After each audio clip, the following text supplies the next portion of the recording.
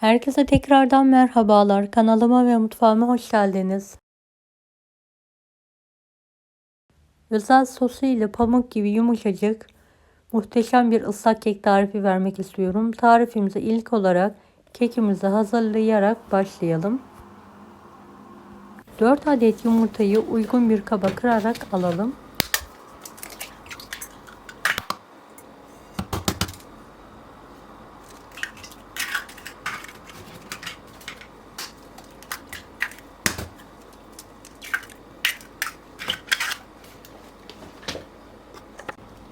Yumurtaları karıştırmaya başlayalım.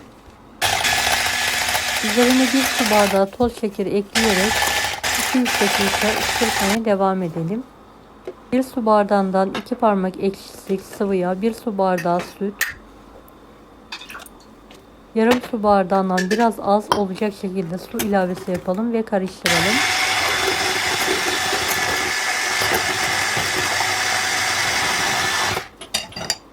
Bir su bardağı un artı 1 yemek kaşığı un, 1 paket vanilya, 1 paket de kabartma tozu ekleyelim. 1 paket kakao.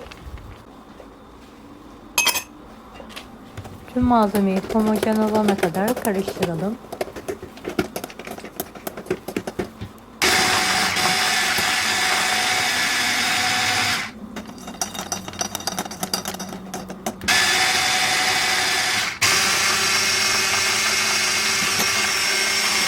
Yağlanmış uzun dikdörtgen bir kalıba kek harcımızı dökelim.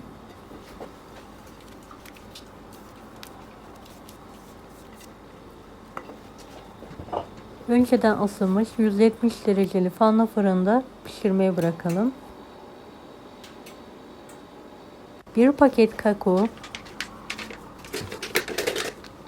1 su bardağı toz şeker, yarım çay bardağı sıvı yağ, 1,5 su bardağı süt ilavesi yapalım.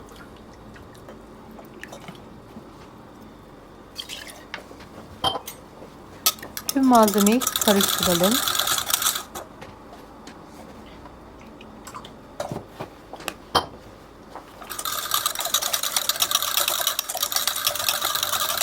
Ocağın üzerine alarak kısık ateşte kaynatalım.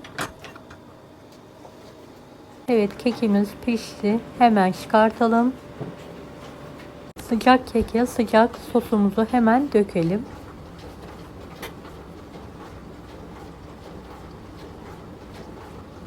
Videomu bu kısma kadar izlediyseniz yorum kısmına herhangi bir emoji bırakırsanız bana destek olmak için sevinirim. Evet, biraz sosunu çekmesi için bekleyelim. Daha sonra dilimleyerek servise hazırlayalım.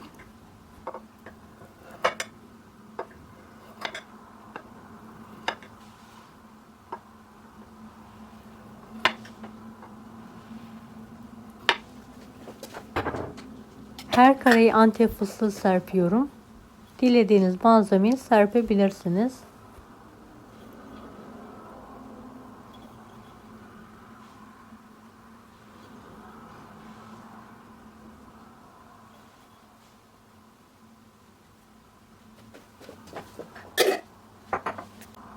Evet, bir dilim çıkartarak yakından sizlere göstermek istiyorum.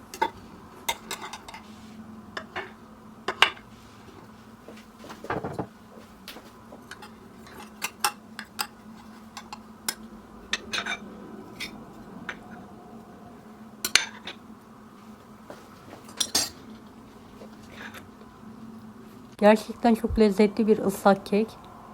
Mutlaka denemenizi tavsiye ederim. Deneyecek olanlara şimdiden kolaylıklar dilerim. Kanalıma ücretsiz abone olmayı unutmayın. Bir dahaki videolarda görüşmek üzere. Allah'a emanet olun. Hoşça kalın. Daha farklı tarifler için bunları da izlemeyi unutmayınız. Afiyet şifa olsun herkese.